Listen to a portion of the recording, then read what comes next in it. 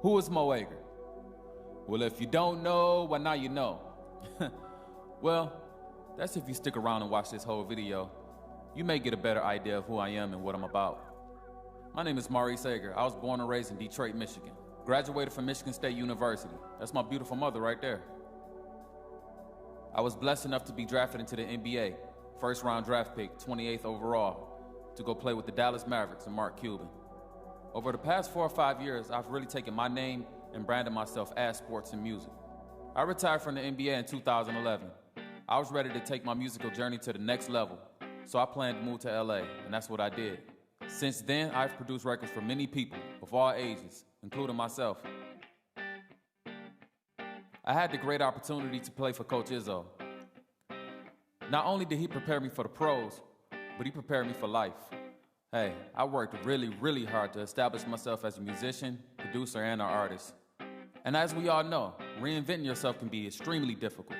But I've definitely put in my 10,000 hours to become a pro.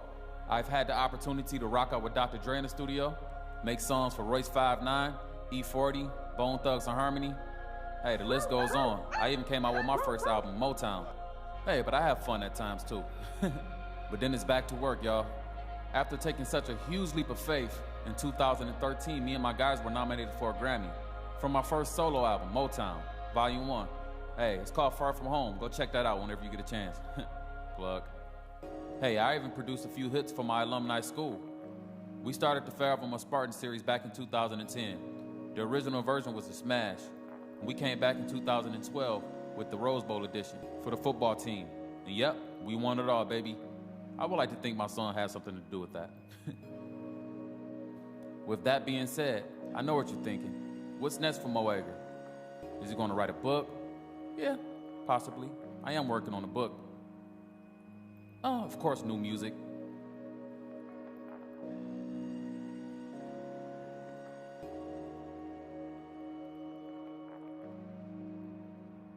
Hey, buddy, I'm gonna get back to you. No worries.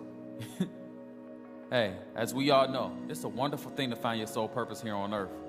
And with all of my wonderful accomplishments, skills, and talents, I know for sure it's my duty to give back to the youth and young adults. I've dedicated my life to serve others. From a young basketball player growing up in the tough streets of Detroit, Michigan, I've had a lot of angels watch over me and help me through. So it's only right for me to do the same for the new generation. By the grace of God, I've had so many great mentors, so many great leaders and teachers. They all saw something great in me, even when I didn't. So I want to spend the rest of my life inspiring youth to not only reach their goals, but to break fear barriers. So you ask who Mo Ager is? Mo Ager is a servant. Good, especially when Mo comes back to talk to the kids realize that, you know, your dreams can be achieved, your goals can be achieved. By Mo coming back and speaking to our youth, it motivates you. Y'all having fun? Yeah! That's cool. Can I talk to you guys about my journey a little bit? Yeah. It's something to look forward to and someone to look up to as well. Yeah, and it takes a lot of humility and a lot of love, and they really appreciate it as Mo comes down and to just play some ball with him. You know, he got his jeans on, he's still making a few buckets, but I know he lost that first game. Hey, I feel it's great to speak to the kids for 10 to 15 minutes, but we all know children can have a short attention span. So what I like to do is engage with them, you know, play basketball with them, take pictures, sign autographs, you know, selfies. I feel and know that God has given me the ability to connect with the youth. And to be completely honest, I believe that the youth are helping me just as much as I'm helping them. Giving back and serving has definitely been the most fulfilling thing I've ever done in my life. And I want to do more of it, you know, all around the world. I've created the Mo Ager Hoop School, Mo Ager Outreach, and Mo Ager Production, which I created so they can all go hand in hand with each other. Mo Ager Outreach is a program that I created that consists of school visits and speaking engagements. Mo Ager Hoop School is my basketball enrichment program. Our goal is to create after-school programs with our basketball camps. Hey, if you made it to the end of this video, I want to thank you. Hopefully you guys have a better idea of who I am, Mo Ager. Let's get it.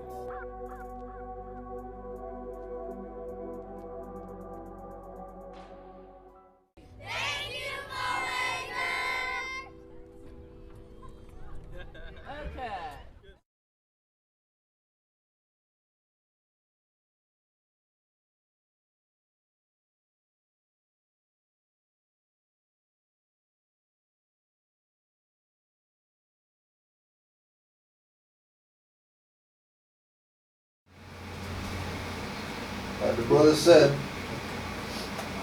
like the brother told us, let's get it.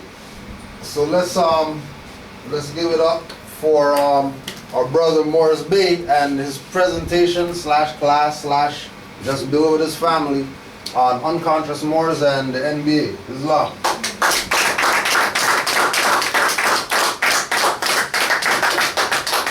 Yes, sir. What's happening, man? Islam. Islam. Yes, sir. Everybody's good. Everybody's good. So I don't know where you want to start, yo. We can start with the interesting question. How do you get to find out that you actually have a nationality and you have birthrights? Honestly, it was a year ago, man. I was at the barbershop, and I was talking to one of my homies. Like, he was one of my boys, like for a very long time. He's like, we always been close, and we ended up, so we stopped talking about it. You hear stuff like he was actually one of the kids who got like a Grammy nomination on music, and I was having a show. I had a show like the next day. I was like, yo, bro, man, come to my show. And, I'm performing, I'm saying, in LA. He was like, bro, he's like, he's like, how much it cost? I'm like, yeah, it's like 10. And he was like, well, I don't really deal with fiat currency. And I understood what that was. And I'm like, all right, I feel. He was like, yeah, I only rock with gold. He was like, and he said that. I was like, all right, cool. And I was like, but yeah, you need to.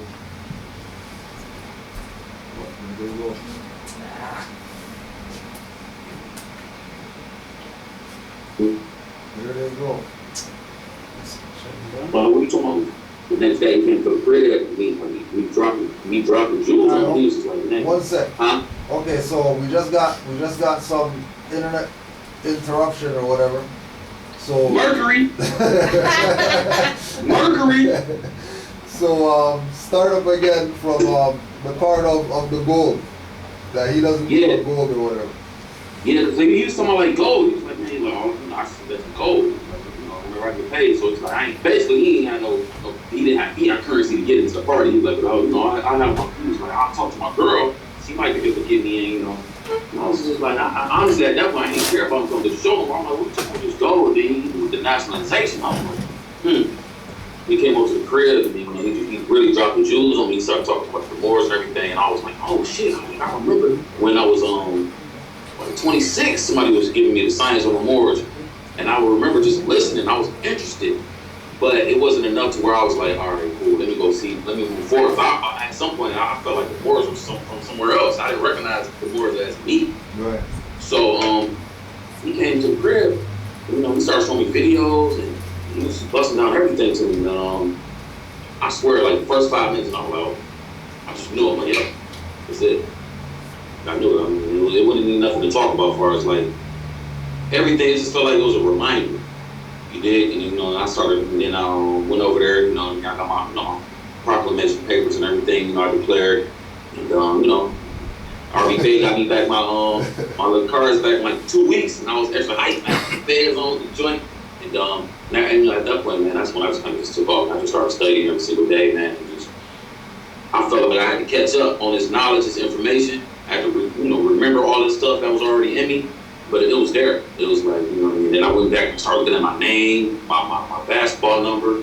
I was like, hold on, this was destined. This was, like we talked about the other day, like this was predestined to happen for me to, get this information and move on it when I did.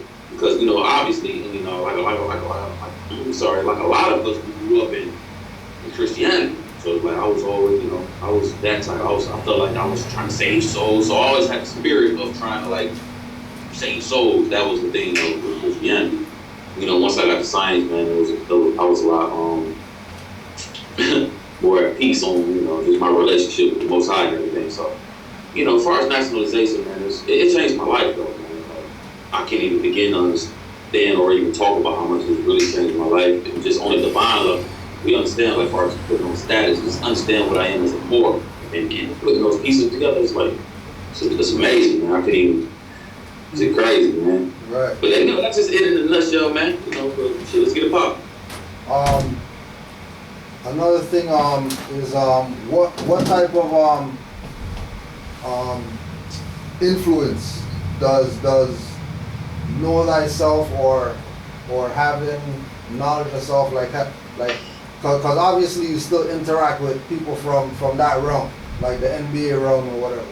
So is there not even just dealing with mores, but from a knowledge of self perspective, knowing your history, knowing your culture, knowing where you come from, are these individuals out there oblivious, or do they know and they just rather not talk in the open about certain things? Yeah, they know. I mean, I've had NBA players like actually tell me something. Now I'm actually scared to like reach back into my history and find out who I am. It's like, but you know, they be like, yo, I know one day I will get there to a point where it's like I'm not necessarily scared about my past. Because a lot of times, like when people find out truth, understanding, and getting information, most people are scared because they already know. Like once they get the information, you gotta do something. So for me, man, you know, I deal with a lot of guys who are like, they think they're conscious. Like it's a consciousness to where it's like they're trying to get past that point of what they see on Hidden Colors. Like Hidden Colors kind of like open up the doors for some people, but at the same time, it still don't give them the overall picture of who we are. You dig what I'm saying? Right. Nothing against my guy, but you know, it is what it is. You know? Like, we can talk freely on the show, right? Yeah, we're open. You do it. There's no muzzle. All right, cool. So, you know, you got certain people, like even players and stuff, they'll watch the Hidden Colors. But we already know, like, Hidden Colors not giving us everything that we need to know who we are as far as more, you know, the behind Alice. We already know what time it is. Right. You dig what I'm saying? So it's like, and he knows he's a Moor. So a lot of my brothers, they haven't even heard of what a Moor is. It's like because of programming. We spend our whole life playing basketball. So you know, when we playing basketball from 8 to 40 something years old, we never get a chance to learn something. You spend the most of your time trying to survive because you got your agent telling you all you have to do is worry about basketball. You got your wife, your kids, just worry about playing ball. Your mom, just all you gotta do is worry about hooping. You don't take time to meditate. You don't necessarily take time to study. You don't give yourself these things that you really need in order to be able to be who you truly are. But me personally, man, I just don't know. I was always seeking. I always had a heart to seek. Whether it was to study the Bible, like wherever I needed to get information, that's where I was at. Like I've been a conspiracy theorist since I was 2. So I was like, I was always questioning stuff, and I always recognized like, nah, this ain't it. And remember that song Beanie Siegel came was like, this can't be life. Gotta be more. And that was always my thing. I'm like, nah, this can't be it. And I know what I'm not meant to like come to earth, pay bills, and die.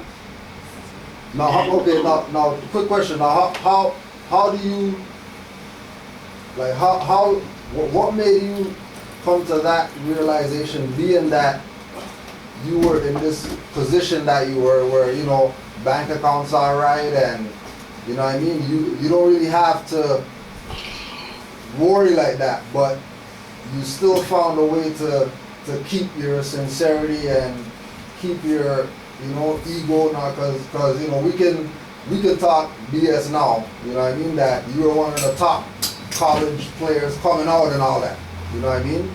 So how you put all that aside, because we can't even get people to put aside the little stuff that they got to deal with.